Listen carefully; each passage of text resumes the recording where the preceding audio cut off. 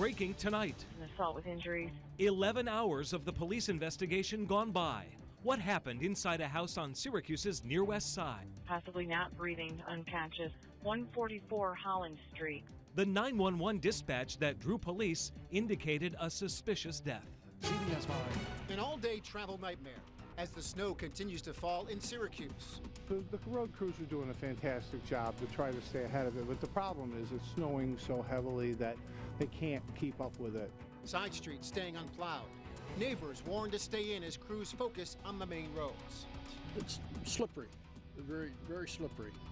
You just got to take your time and hope for the best. And it's not just drivers. How difficult is it to get around in this weather with the wheelchair? It's a little hard, but not too bad. As the focus turns to tomorrow morning's commute and the closings.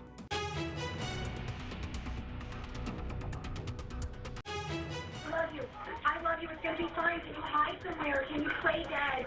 17 lives lost after a gunman opens fire at a Florida high school. Possible shots fired at Stoneman Douglas High School. It's the tragedy that triggered a new wave of talk and action to keep our kids safe. A crazy person just walks right into the school, knocks down the window of my child's door, and starts shooting her, and killing her. Here in central New York, dozens of threats reported and schools taking action. He's moving! He's moving! Teachers training for a day they hope never comes. I actually screamed as if it had been a real thing. Tonight it's time to talk about solutions. Is more gun control the answer? More police officers in our schools? And what about mental health? Are we doing enough? This is about your voice, your future, and your school. Hi, Megan. I was here just yesterday, and I could tell you it looks worse. Just over the last 24 hours, the water continues to flood this parking lot here at the marina. And take a look. You can see the makeshift docks here. So marina tenants can get to their boats because Mayor Billy Barlow says that it is no longer safe here and that the marina tenants... And you can read Mueller's report on the investigation into Russian election interference with the story on our website. Reporting live in Syracuse, I'm Tommy Sladek. Thank you, Tom. And now if you want to read the full... Mueller's report did highlight that no data was actually compromised in Florida, but this is certainly proving to be a reminder for other counties and other states to take a look at just how secure their information really is. Live in Syracuse, I'm Mary Keeler.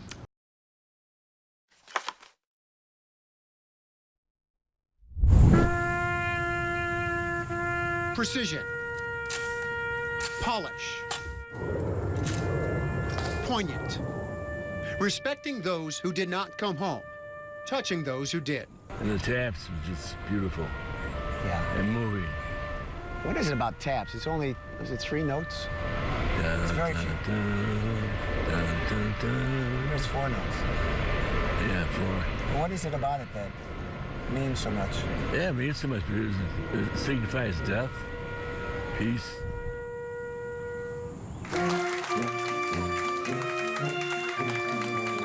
At this time of peace, the aging veterans of war are blessed with a hero's welcome to our nation's capital. It's a homecoming, an opportunity to recall younger days and feel the embrace of America's appreciation. Thank you for your service. This one-day journey takes 87-year-old John Mulcahy, my father, to Washington, D.C. for the first time since our family vacation in the mid-1970s. I've always wanted it to look like a photog. And that's where we just drove by the White House is right over there. Right. And you can see the tip of the Capitol way off in the distance. You see it on the horizon there? Oh, yeah. Just the Capitol dome. The scale of the World War II monument stands out. This place is pretty grand with this memorial. It's like fitting for the war it represents. You know, it's big. Yeah, this is nice. This is spectacular. At 87, Dad was only 10 when the Japanese sneak attack on Pearl Harbor drew America into the war. Do you remember what you were doing when you heard that Pearl Harbor was attacked? I was in the movies. Sunday afternoon, we always went to the movies. Of course, we didn't hear about it until after we came out.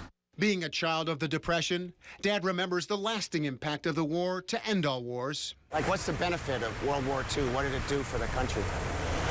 Well, it brought us out of the Depression because the the industry was built up so much to make war material, and it just kept flowing after that.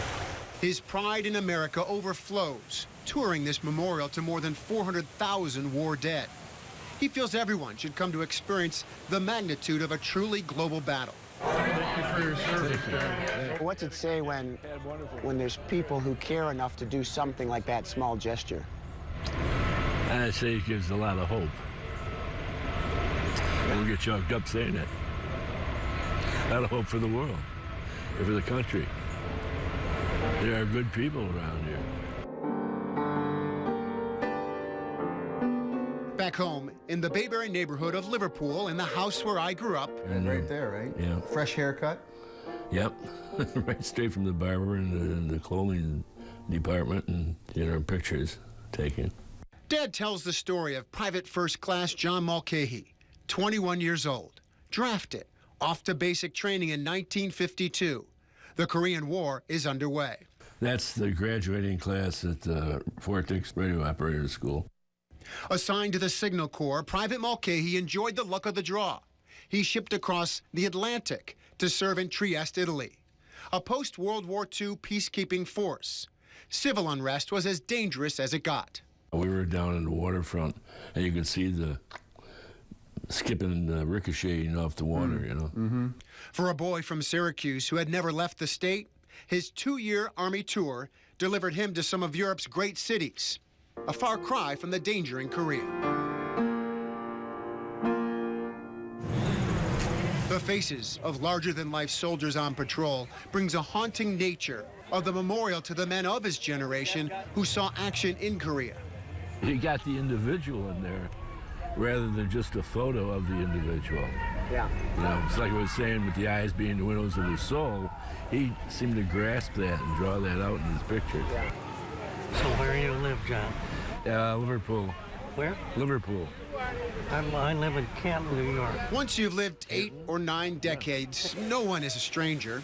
Gathering here, their youth returns.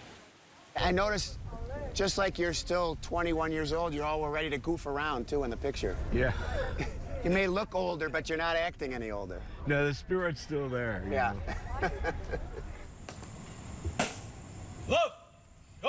A day of gratitude. Time together. Dad thanked me for navigating the tour. I thanked him for inviting me to come. More importantly, thanks for the rest of everything. You're a good dad. Well, thanks for saying that, man.